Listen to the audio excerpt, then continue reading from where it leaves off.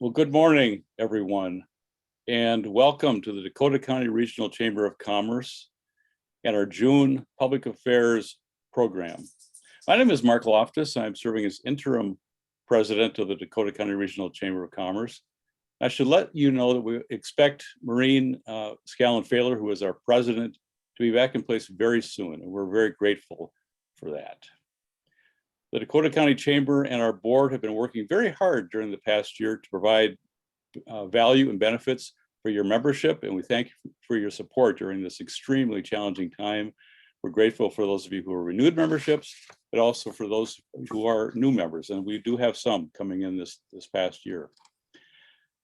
And we thank you all for joining us for this morning's event. We have a great program today in store as we hear from members of the Dakota County Legislative Delegation. All members from both caucuses are facing tremendous challenges right now and a time crunch as work is proceeding to avoid a state shutdown, which I think is fair to say nobody wants to have happen. So we're eager to hear their thoughts about the resolution of that, as well as other questions and other topics. And we want to make sure that you in the audience have time for questions as well on the shutdown possibilities and also other issues. And to moderate our program today, I'm happy to introduce the chair of our Public Affairs Committee and a fellow member of the board with me, Amanda Doerr with Charter Communications. Amanda, take it away. Thanks, Mark. Like Mark said, I'm Amanda Doerr, Director of Government Affairs for Charter Communications here in Minnesota. And first thing I would like to acknowledge our sponsors for today's program, which are Charter Communications, Flint Hills Resources, and Velocity Public Affairs. These companies' commitment and involvement are evidence of the value that they place on being engaged with the DCR Chamber. Velocity Public Affairs is our program sponsor. Velocity Public Affairs is a full-service public affairs company that combines experienced leadership with market-leading proprietary technology to help clients strategically address and manage public affairs challenges and opportunities.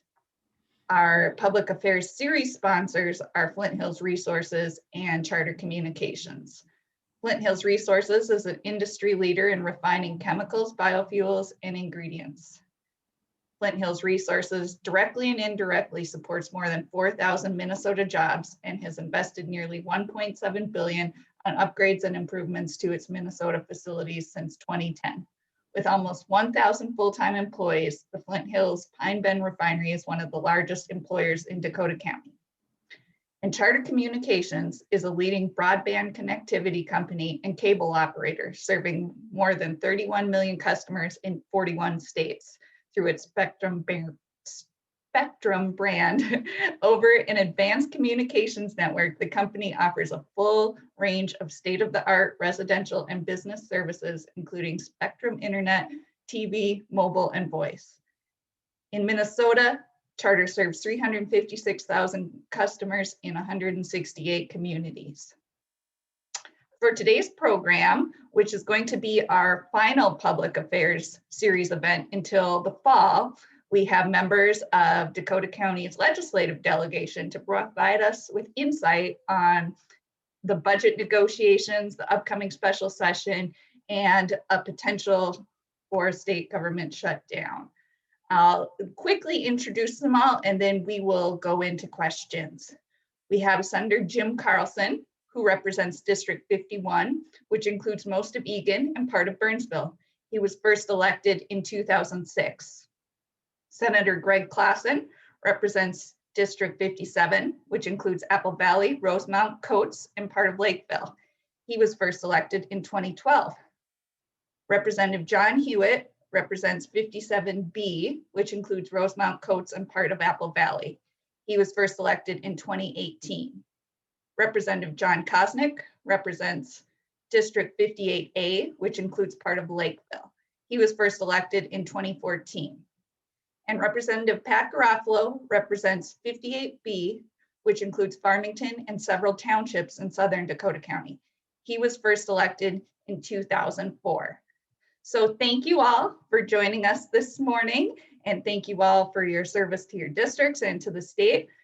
And to try to get through as many questions as possible, I'm going to target questions to just a couple of you, and then we can cover more topics. But if there's something that you feel like you really need to jump in on, just let me know and I'll turn it over to you. So this first question is, on the last day of regular session, the governor and legislative leaders announced a global budget agreement. It was a broad framework, but it seems like many details of what that actually included are unclear, especially when it comes to policy. And I'm wondering if maybe you could take a stab at explaining what that deal represents and what decisions still need to be made. And maybe I will target that one to Representative Hewitt and Senator Carlson.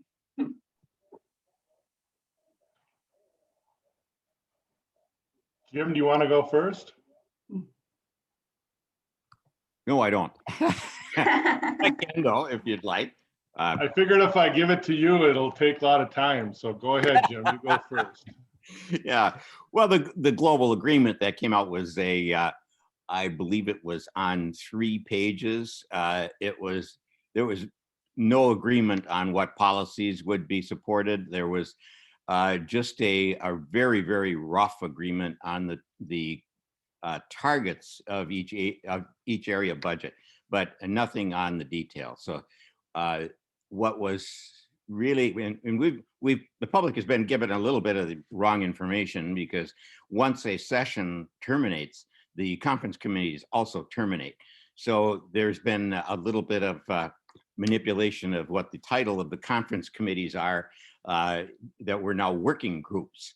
And that is actually not accurate unless the committee chairs actually initiate that.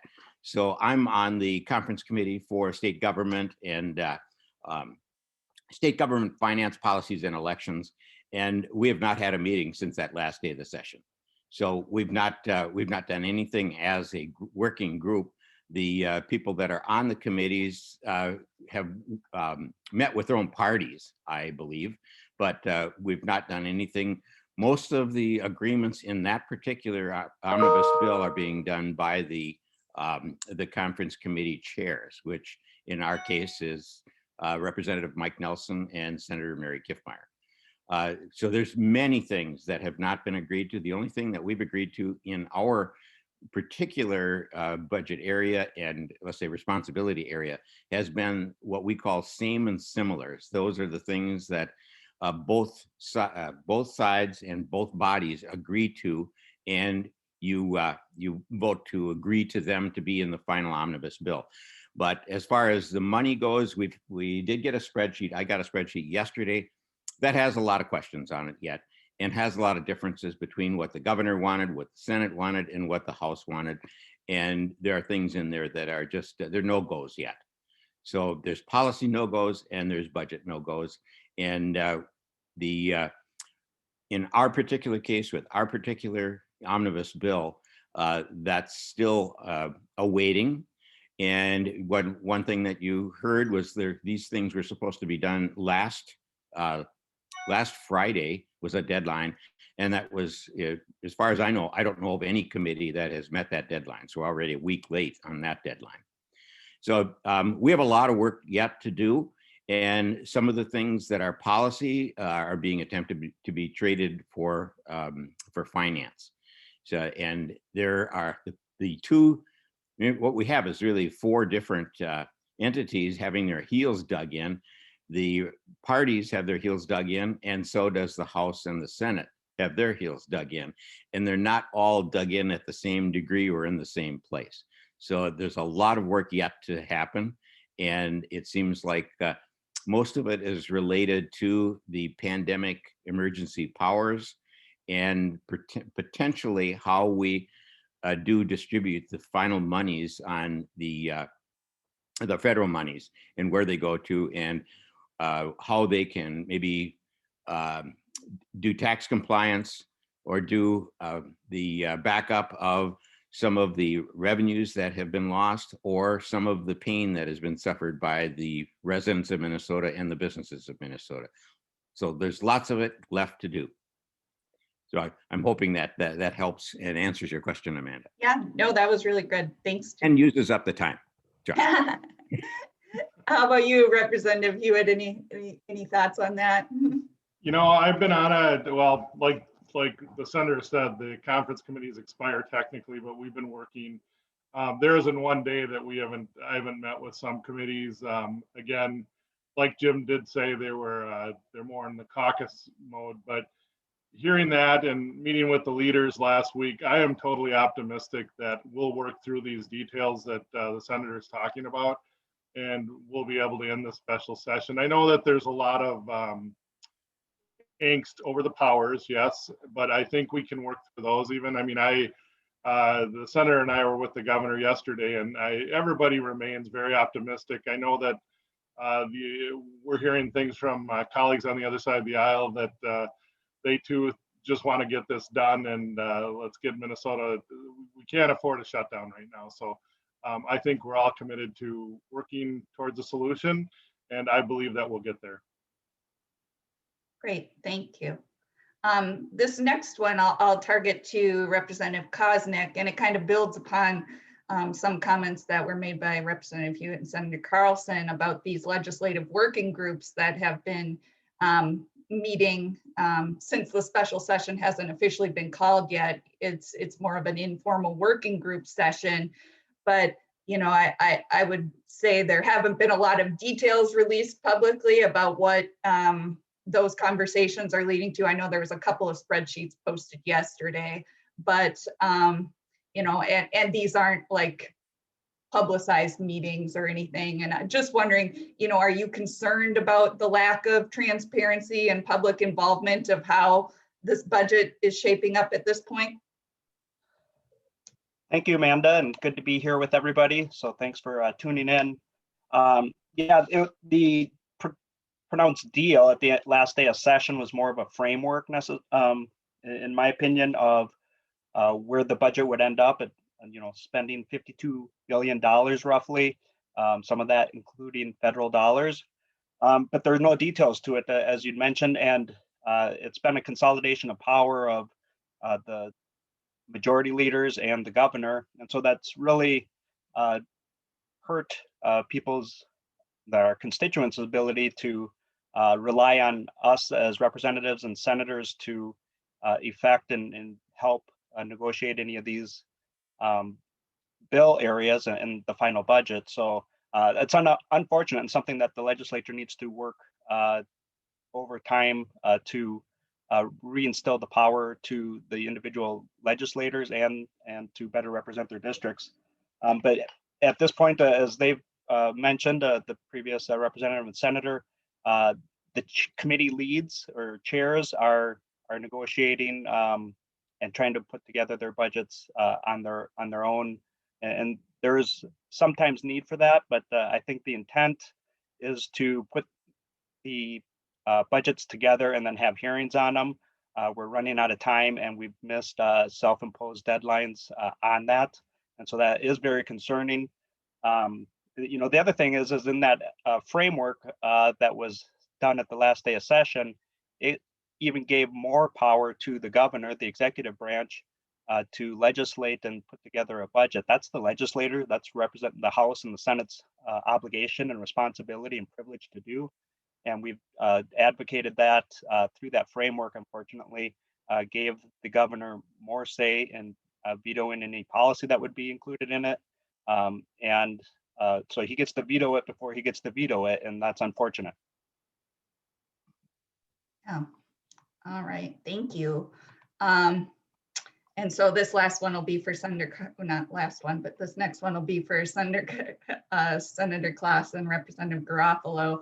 I think it's fair to say that special sessions really aren't that special anymore, as they're tending to become the norm rather than the exception to get budgets done. Some lawmakers have stated over the past few days that there should be changes to the legislative process, like moving to a full-time legislature, while others have commented that maybe the responsibility lies at the leadership level.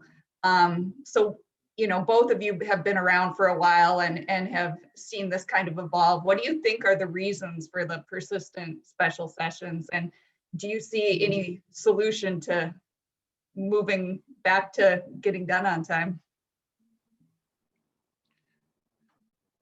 Pat, is it all right if I go first? Absolutely. Okay, thank you, Pat. And thanks for the question, Amanda. I think what we've been experiencing the last few years is that we have divided government. And with divided government, I think it just takes more time going through the process and discussing the issues, getting your points across to the aisle, to the other group. So I think it takes more time just to begin with. And now we're also facing and conducting business in a pandemic. I think that also has an effect on this. So I think it's somewhat not surprising that we haven't gotten our work done over the last few sessions. Also, I think within each of our parties, we have people at the far ends, and sometimes trying to meet in the middle and compromise is difficult for people. And I think that's another piece that's part of this puzzle that we're working on. But I think really divided government is really what's causing some of the delays in getting our work done. Thanks. What do you think, Representative Garofalo? Well, first of all, good morning. Thank you again for having us. I think that what you're seeing in society overall is that the electorate continues to get more polarized, that the progressive left continues to move farther and farther to the left, the conservative right moves farther and farther to the right. And so we are representative bodies, and legislators are no different than the public in terms of representing their views. And so that's making compromise much more difficult in and of itself. Second of all, is that when you take that and you combine it with, as Senator Clausen mentioned, the pandemic, it just makes it harder to negotiate and listen with each other. Whatever process is taking place at the Capitol just makes it that much more challenging. And then third and finally is, the way that we make laws in Minnesota is broken, right? It's busted. There's a multi-decade trend of the concept of more and more decisions being made by fewer and fewer people. And the peak of this was kind of 2 years ago, where we had the leadership tribunal, where we had the governor, majority leader of the Senate, speaker of the House, basically give a thumbs up or a thumbs down on everything. And I'd love to blame the DFL for it and say it's all their fault, but this is a multi-decade trend that we've seen. And then if those three factors aren't enough, you have us now entering the 16th month of the governor having emergency powers, where he is able to circumvent the normal checks and balances, the normal public process, deliberation, and consensus building that our system allows. And I have to highlight as part of that you'll hear a very common talking point from the governor that claims that, well, there's 46 or 47 other states that are under emergency powers, so Minnesota's not that much different. That's just a total load of crap. In many other states, what you have is you have a positive check-in by the legislature that affirms their ability to have a governor to have emergency powers. In other states, you have emergency powers that are much more limited. And so that's why you take all these factors and you put them together here, and you kind of have this end of session struggle that you're seeing going on right now. The good news is I firmly believe that 2021 is going to be the last time you see this so-called global agreement, the concept that we can't agree to anything until we agree to everything, and that everything is decided at a leadership level and then imposed on members. I think that we've kind of reached this tipping point now, where the legislative majority, at least one of the two legislative majorities in 2023, is going to put an end to this process, and you're going to see a much more decentralized decision-making process in terms of budgeting. So that's the good news. The bad news is 2021 is going to suck when it comes to the processes and how the public's involved. But I really strongly believe that 2023 is going to be a year of substantial reform, where you're going to see the lawmaking process, restored and modernized to where it should be, in the 21st century. I see Representative Koznick's hand is raised. Did you want to weigh in? Yeah, I just wanted to, for those that are watching, it is absolutely true. It's like in your own business is much more difficult to operate in a pandemic and Zoom and that kind of stuff in the legislature and policy making doesn't lend itself well to not being together. But there's also another dynamic, as Representative Garofalo had pointed out, the far ends of the political spectrum have publicly stated that they don't want to pass a budget and negotiate a budget until certain policy demands are made. And that obviously puts a lot of pressure on their leaders. There's a group that wants to have some very controversial police reforms before they negotiate. And we've talked about that even leading when we were still in session. And those kind of demands and that type of legislation puts us at the end of this brinkmanship. And I hope that we can overcome that before the end of the month to have a shutdown.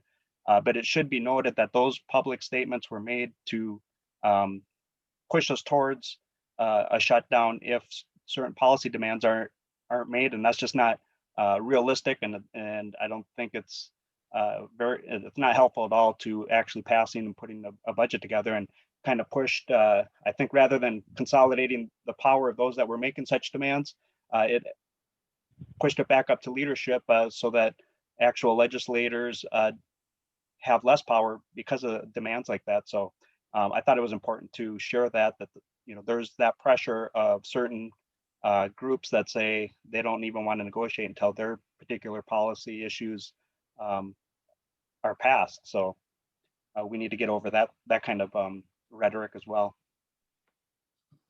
Yeah, I think it's fair to say that you guys are facing a lot of unique challenges in 2021, which lends itself. I mean, be it the pandemic and remote session and federal funding and policy discussions. Yeah, there's certainly a lot weighing into this end of session that I think are some factors that aren't around in a typical year.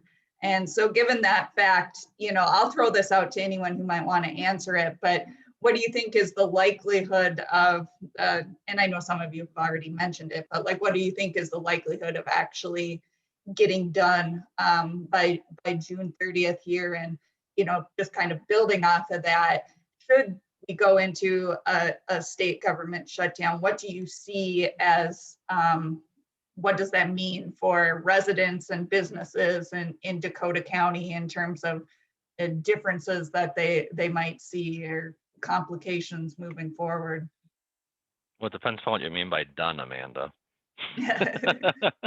Well, I guess have a majority of a state budget adopted by June 30th, by the end of the fiscal year. I think it's fair to say that you will see by the June 30th that you will see most of the budget done, but I don't think you'll see all of it done. Jim? Oh, you're on mute. There Thank you you, go. Amanda. Yeah, Representative Koznick hit the nail on the head that there are these, some people would call them extreme, but others would say they are our stake in the ground, that we will press until the last moment. And it's typical that if you have an agreement that needs to be made, the important things are the last ones to be negotiated. And in our case, for instance, spending bills have to come from the House. And so we wait for the House to do their, to make their movement on it. And then the Senate can either confirm or deny, but you don't do that in public anymore after the session is closed. The governor can call a session and the legislature has to adjourn it. So as you well know, being involved in the legislature as well, Amanda, that the governors that are savvy about their powers and the legislators as well, they come up with a contract at the end. So the contract will have the things that they agree on up, at the top level, something that the governor can sign, and that will be, I'll have to say, dictated to us. It comes from this tribunal of the speaker and the majority leader in the Senate and the governor, and then it comes down as a contract. And so that's what we do expect. But you know, as the representative mentioned, there are these things that people are dug in on. And in the Senate is, you know, they're dug in on we have a 2024 initiative that we would like to make sure that we can comply with the other 14 states that have adopted a clean cars rule. And that's to lower our carbon footprint for the people in the state that are driving new cars. You know, we have one of the people on this, you know, on here, Pat, has a car that doesn't you know, no matter how many miles he drives, it doesn't add more carbon to the atmosphere except for generation of the power that powers his car. But we want to see more of that, and you're seeing more and more climate change happening around the whole country, and the predictions they're solid. They're not. There's no question anymore that we have a crisis that's coming. I won't be around for it, but your children will be. And so what we need to do is we need to make planning ahead of time here to accommodate that. But from the Senate comes, you know, the emergency powers are one thing, but the other is, for instance, voting regulations, voting laws, and voting suppression. The Senate is, no, they've dug in on voter suppression issues. For instance, the use of provisional ballots and making everyone who is doing election day registration fill out a provisional ballot. So their ballot does not count on election day. And then the voter ID. Now, you don't hear too much about it anymore. And some people have actually said that maybe they dropped it, but it hasn't been dropped because it's in the budget that was in our latest spreadsheet. So the voter ID and provisional ballots is still alive, and there isn't going to be a Democrat that'll vote for that, and nor will the governor sign for that. So those things are being traded for other financial issues. There's cuts in almost every agency, making sure that, I mean, even the Department of Revenue is being cut significantly. Now that'll mean that you may not get your next tax, your return not filed on time, but processed on time, and also get your tax rebate. So there's a lot of things like that that are still in the air and still being negotiated. And I think that as we get closer to this deadline, there isn't anyone that wants to shut down, and especially the thousands of people that just got their layoff notices, because the state has to send out layoff notices 30 days ahead of a layoff. And as it is right now, there's a potential layoff because the government might shut down on July 1st.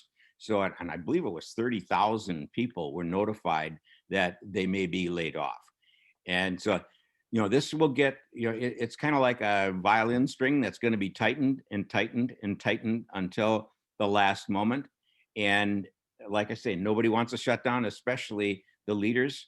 And so they will, let's say they'll cave on certain things, and we'll get the answer hopefully before the 1st of July, and can go ahead and approve that.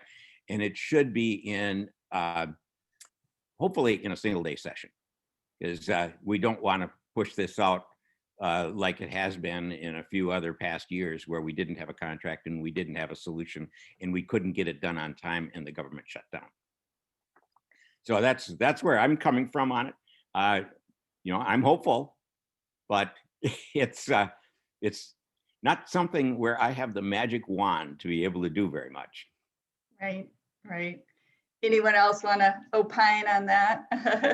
I know it's nice to hear optimism from both of you that have weighed in there. Senator Claassen.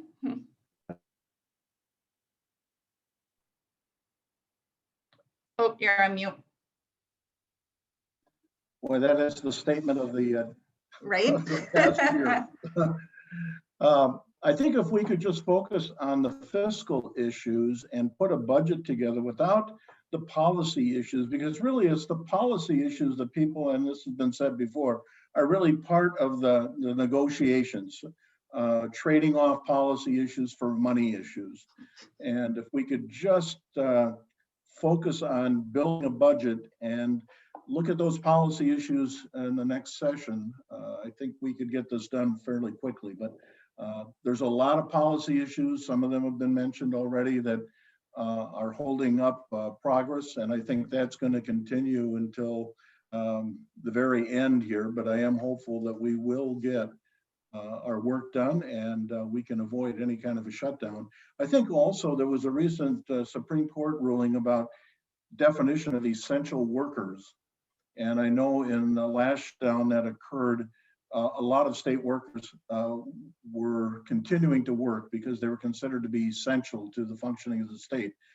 There's been a definition in the courts that maybe would strike down that definition, and that would make it really more difficult to conduct business for the state, and would definitely affect the state functions and services to the public. Interesting. I wasn't aware of that. Thanks. Representative Kosnick, you had your hand raised too.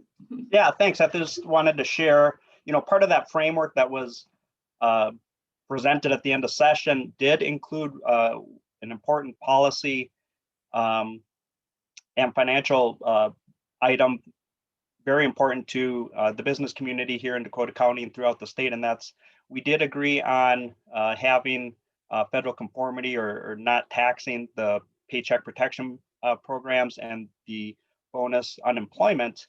And it's glad that that was included in the framework, but it's unfortunate that we haven't even seen any language.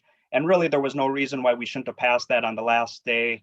It's something that we've been talking about since early on in session when, back in February and January even. And so that's something that I think is important to the business community. We've heard you. I am a little disappointed that we haven't passed it already, as well as I'm sure many businesses are that have filed their taxes. Now they have to amend them and all sorts of stuff like that. But I'm suspicious of why we weren't presented language and why that wasn't passed on the last day. We certainly had time to do that up until midnight. But to be optimistic, if that's the tone we're going with today, there was agreement to do that. And so I know that's important. I believe that will be passed in the special session, and we'll see what the rest of the budget looks like. So I wanted to share that.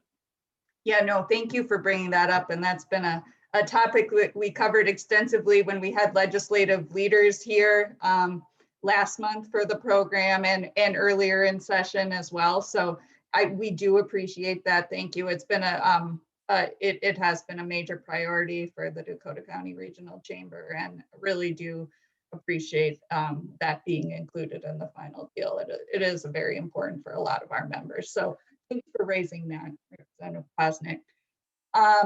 I will shift to another question that we got in the chat, just for a kind of fun change of pace. And I think we know who's going to want to answer this one, but what is the future of sports wagering in Minnesota, and what opportunities would it present for Minnesota businesses? Is that like my cue? Like I'm supposed to talk or something? I guess so. No, I think, yeah, you've seen Iowa legalize sports gambling. For those that don't know, a couple of years ago, the U.S. Supreme Court overturned the federal ban on allowing individual states to allow sports gambling. We're at about 15 or 16 states now that have done it. It's very popular with the public. People like to see it. The economics of professional sports, not as much pro football, but when it comes to pro baseball, basketball, and hockey, their local TV contracts are important revenue streams for them. And we know from other jurisdictions that when you legalize sports gambling, in addition to having more viewers on TV, there's a longer permanence that people watch the games, the contests for longer. So these are legalizing this and regulating it is very important to our local pro sports teams. So it's going to happen at some point, but like most things in Minnesota, we can't be, you know, one of the first 30 states to do nothing. So we'll have to see if and when it takes place. But, you know, right now people are kind of voting with their feet. They're just going down to Iowa, or they're using overseas Caribbean sports books, and that's where you're seeing things. Yeah.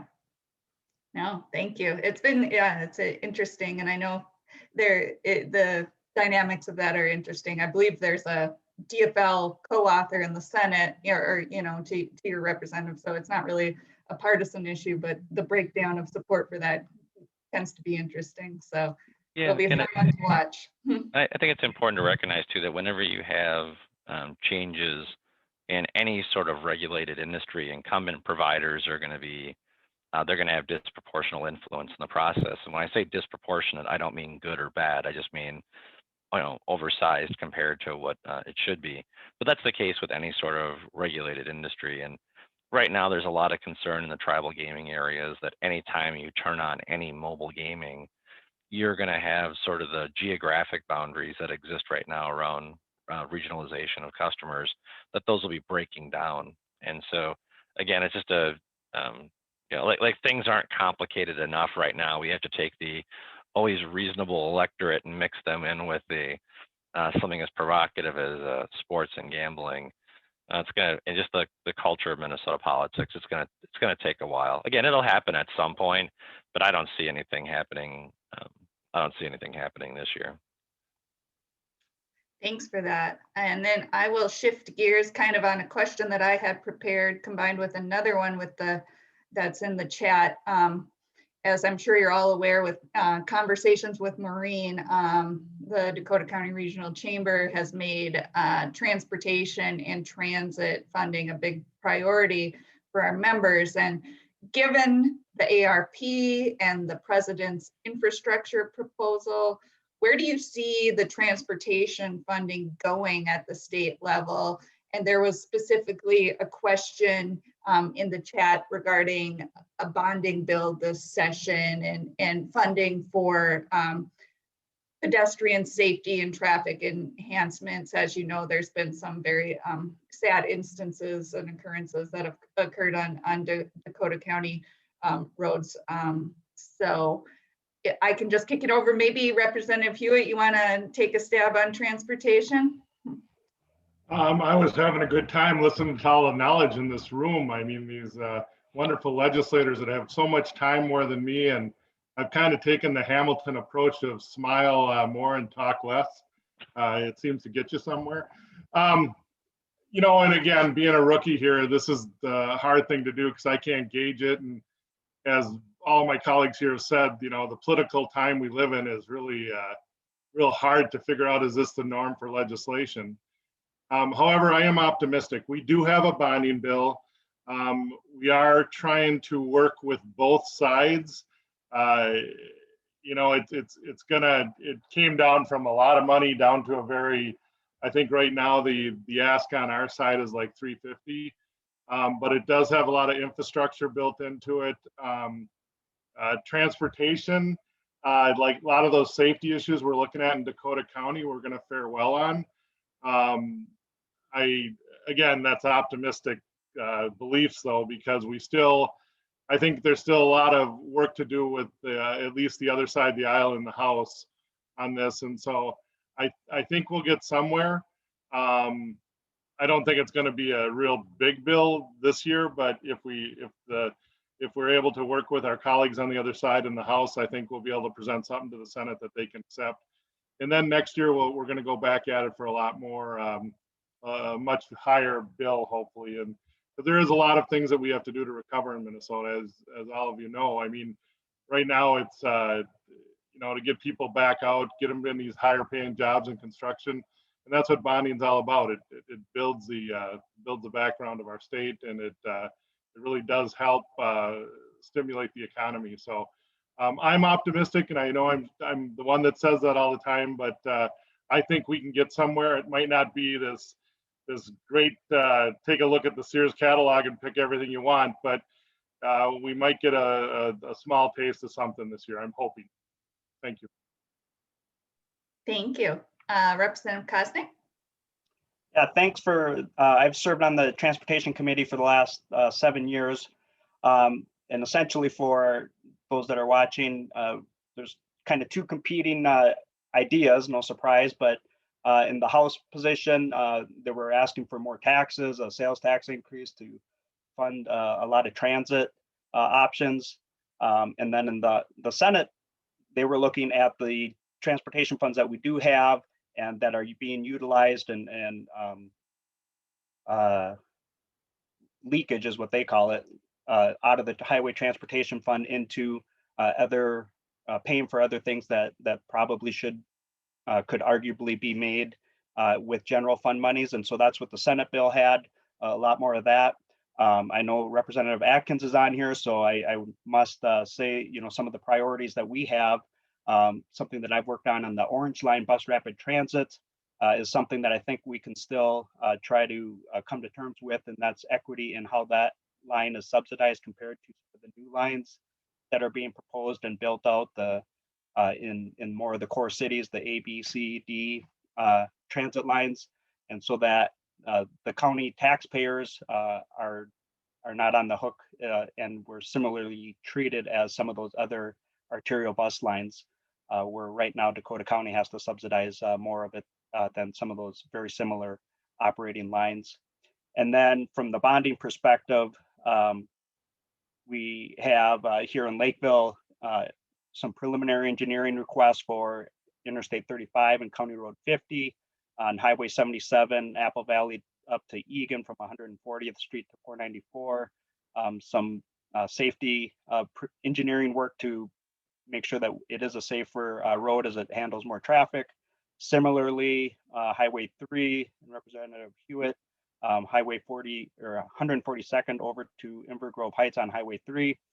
And then the other priority would be Highway 55, going from Highway 52 towards Hastings, and make sure that our roads are built out to handle the commerce and the traffic increases. So I think some of the bonding stuff is a little bit more in limbo, especially this year, but there's certainly good projects to advocate for. But most importantly, I think long-term funding wise is that Orange Line funding equity compared to the other arterial bus lines on that. And then, you know, I've kind of, as I've worked on transportation, there was a gas tax proposed again. This time it was going to be on an index to continually be going up. And then there was a proposal initially to have a kind of a luxury tax on higher end cars and increase on tab fees at the beginning. And, you know, those got negotiated out and realized not such a great idea for businesses and taxpayers, not very well thought out. But I will say in this, if you follow transportation, we have a dedicated pool of money from existing sources of car sales and mostly gas tax and tab fees. There is an opportunity. I think people on both sides of the aisle that are realistic about transportation funding, where we have to compete with any general fund dollars. We were able to start using some, but I don't think that's the complete solution to meeting our transportation needs. And so I think there is some room in the future to modernize the tab fee schedule towards the end. If you have an older car, your tab fees are only $35. And I don't think anybody realistically expects that you can drive on our roads, have them plowed, have a adequate safety with the state patrol that's funded through that, and other you know, safe and solid roads for $35 a year. And so I think there may be some opportunity down the road in that end. And then I think those are better ways to do that. In addition to, I would support the Senate position of making sure that the funds in our highway transportation trust fund are used to build our roads as opposed to some of the other things that, you know, buildings and rents and some of that stuff that they have in their bill that the general fund should actually be paying for instead of using our road dollars. Thank you. Lots of information there and good local take on the transit stuff. So thank you very much for that. We have one more question, and that is redistricting. Now that the census is done, kind of, I think there's going to be a lot of effort over the next year to redraw the legislative districts, and just kind of curious your thoughts about, what, your caucus might be going into that with the priorities, or, how you see that conversation going, how much it's going to play into legislative activity, just generally your thoughts on redistricting. Do I need to pick somebody particularly? How about I think all of us can just summarize it very quickly that for I guess this will be the third decade in a row, the courts will be drawing the lines. That's probably a fair assumption. Right, that's really, the new redistricting map it'll involve some pairings and changes, but from a political realignment perspective, the new maps will lean a little bit more Republican. So of course, our side of the aisle will be happy about that, but the decisions will be made by the courts, just like they were in 2010 and 2020, or 2000 and 2010. I agree with Pat. I think ultimately the courts will be making the decision, but just in general, when you look at the demographics, I think you're going to see the urban districts become smaller, and you're going to see districts in greater Minnesota become larger. I know that talking with Senator Miller, who represents Winona area, he has to gain, I think, 6,000 residents in his district. So I think just as the general trend you're going to see in the urban areas, our districts are going to get smaller because of demographic changes. And in greater Minnesota, you're going to see those areas become larger that they will be representing. And Amanda, if it's okay, can I kind of issue a public service announcement on an unrelated issue? Okay. Yes. So just some unrelated stuff, and I don't know how closely people follow the news. Recently, the state capitol, they took down the fencing that is around the Capitol, and there's an expectation that the Capitol will be open for business once again in terms of having public access, and that's really a good thing. That's good news. That being said, I would just it's probably the most important thing I can say in the call right now is that for legislators, when we go down there, we have the ability to drive into a secure ramp, go inside it, use tunnels to walk into the buildings. For members of the general public, you do not want to go down to the state capitol right now. It is that neighborhood is not a safe place. Recently, there was a homicide less than 2 blocks from the Capitol. Just yesterday in the morning, in broad daylight, it was all caught on video surveillance. There was open gunfire happening where there's a verbal dispute. A man walks around a building where he has a gun just stashed in the weeds, pulls it out and starts firing at some people. The contagion, the sort of the public safety crisis that we saw in Minneapolis, it's certainly to a lesser degree in St. Paul, but it's happening. So it is, again, it's disappointing, but in the short term, until we get a grip on the public safety situation and what's going on down there, you do not want to go down there right now. There just isn't, generally speaking, people park on the north side of University there by the Senate office building and stuff. And there is right on Sherburne, there's open drug dealing taking place. And so just for people who are drawn to the Capitol, again, it's good news. I want it to be open, but it's just not it's not a safe place. And the last night in Minneapolis, for the 5th time in a year, we had looting and rioting again. So we're on a pace of once every 10 weeks. So this is, I want to make sure that I don't want to focus on the negative side of things, but just to be, aware that this public safety crisis is not in a state of decay or diminishing. It's actually expanding and growing. And it's an important issue for people to be aware of who may not be familiar with the situation is like in Minneapolis and St. Paul, particularly the Capitol grounds. No, that's good to know. A lot of us, in the government affairs community haven't been there because just because everything's been done remotely this session. So good to know. Well, we are kind of nearing the end, so maybe I will, I could give you each a real quick lightning round to make a comment, your thoughts, any encouraging words you'd offer to your constituents, finishing up session, any priorities that you have in getting this done. I'll just give you each a minute to say whatever piece of information you want to pass along. And I'll go Brady Bunch style on my screen and just start with Senator Clausen. Thanks, Amanda, and thanks for the invitation to be with you this morning. It's I think it's been real interesting to listen to my colleagues and also to respond to questions that are important to the public and to the chamber.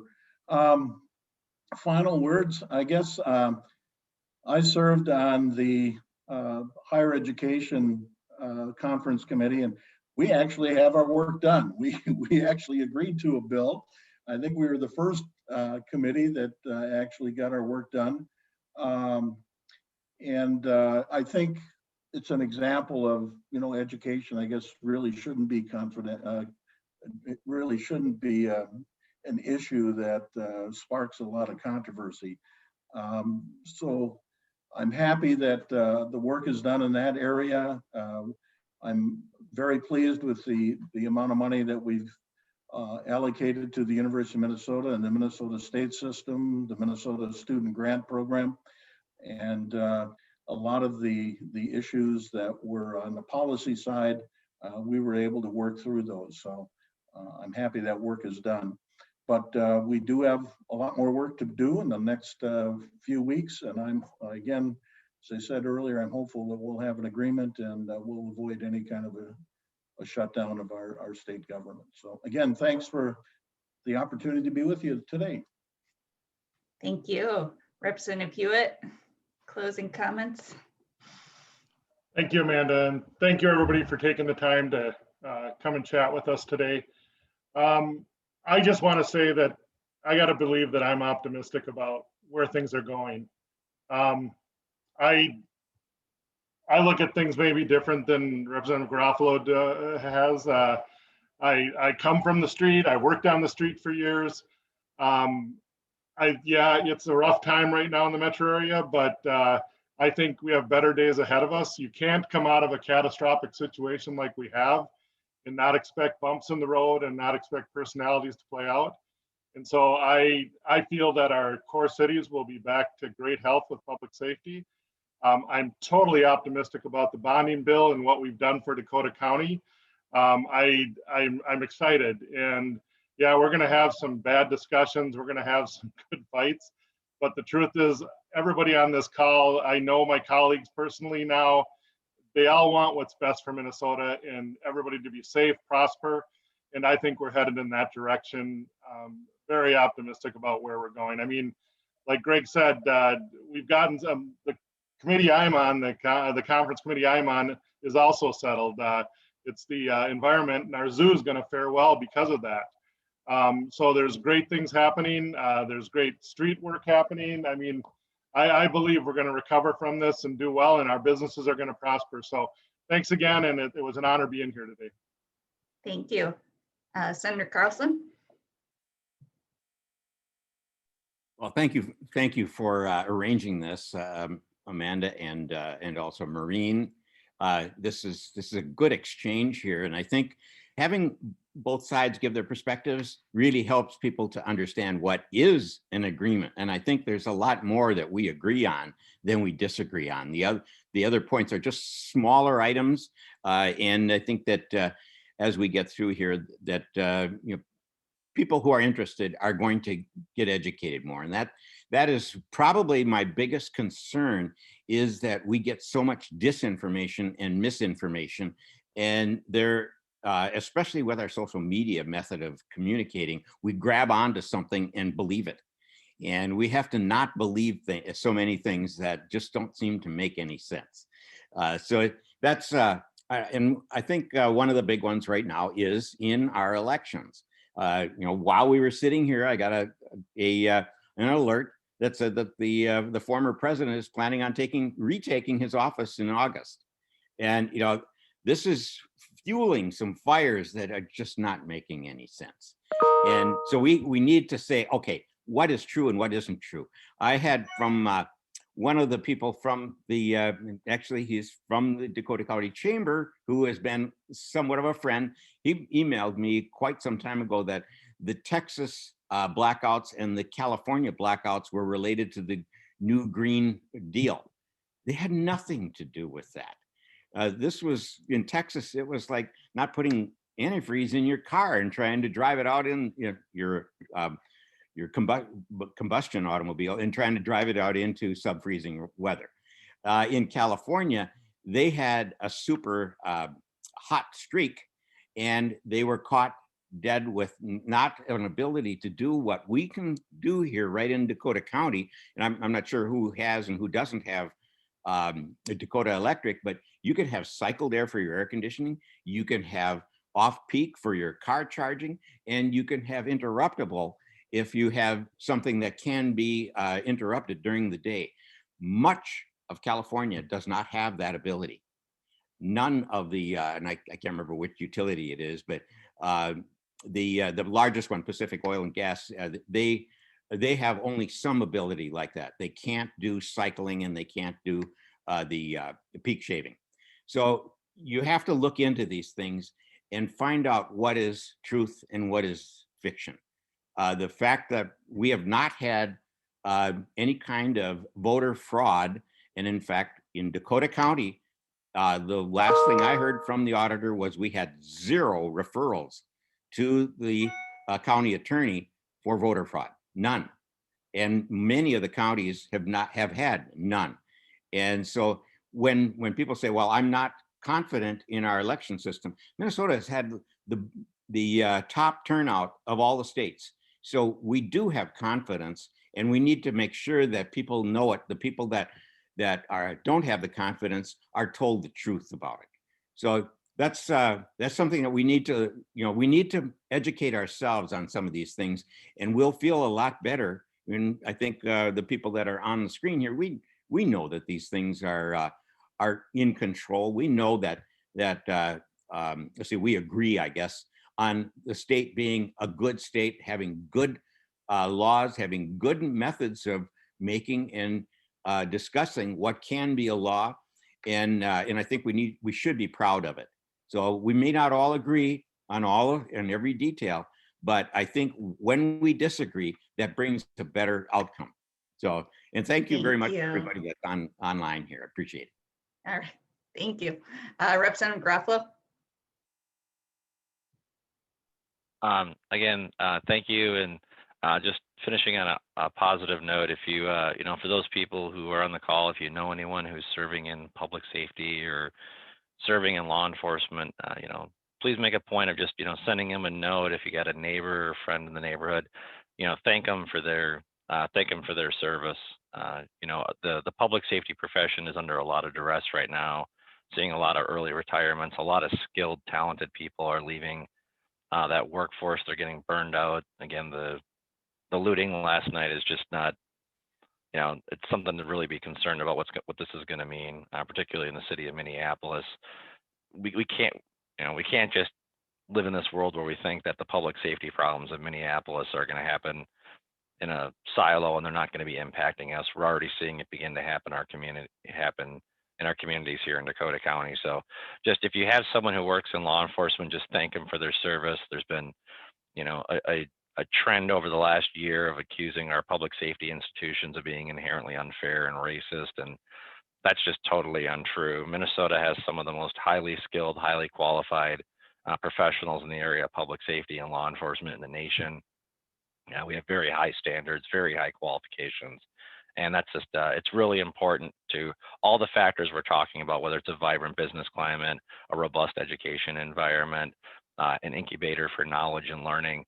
All those things come from a safe and secure environment that we're, that we're having problems with right now, and unfortunately is trending the wrong way. So give a special thanks to those men and women who serve in law enforcement, and thanks again for everyone for having us on today. All right, Representative Koznick can close it out. Well, thank you. I just wanted to start out to Representative Hewitt and Senator Clausen representing Rosemont. I want to acknowledge that they've done a fabulous job of advocating for the Minnesota Zoo, and it's a state resource. It happens to be in your districts, but they've gotten some additional funding. I know that you saw on Twitter here, you were with the governor yesterday, and it is a state resource that gets put on our shoulders because it happens to be in Dakota County. It's a great regional asset, but it should be funded as a state resource. So I appreciate your work on that and wanted to acknowledge that. And then just for the business community and those that are watching and part of the chamber here, the last year has been as trying of a year as I think probably anybody has endured or remembers, in whether it's what we do at the Capitol and the challenges we had to face to try to operate, but we know that in your businesses, in your homes, your kids at school have really had to adapt and persevere, and we thank you for your patience. And there's good news on the horizon here as where the emergency is over.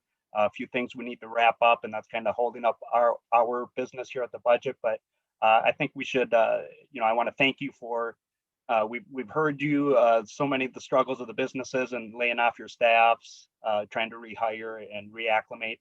And so thank you for your perseverance and your ingenuity to keep our economy going and strong.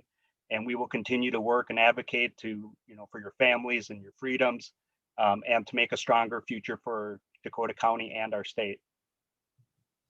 Thank you. And again, thank you all so much for spending the morning with us and offering your insights. And thank you for serving your districts and the state during this challenging times. I think it's fair to say you've had an unprecedented challenge in the number of issues the past few years. And just so you know, we recognize it's a hard job and appreciate all the work you put into it. And wish you luck as the session closes out here. And then just one final thank you to our sponsors, Charter Communications, Flint Hills Resources, and Velocity Public Affairs. And as a reminder, this will be our last Public Affairs Series event until the fall. So we look forward to seeing you again there. Everybody have a good day. Thank you. Thank you. Thank you.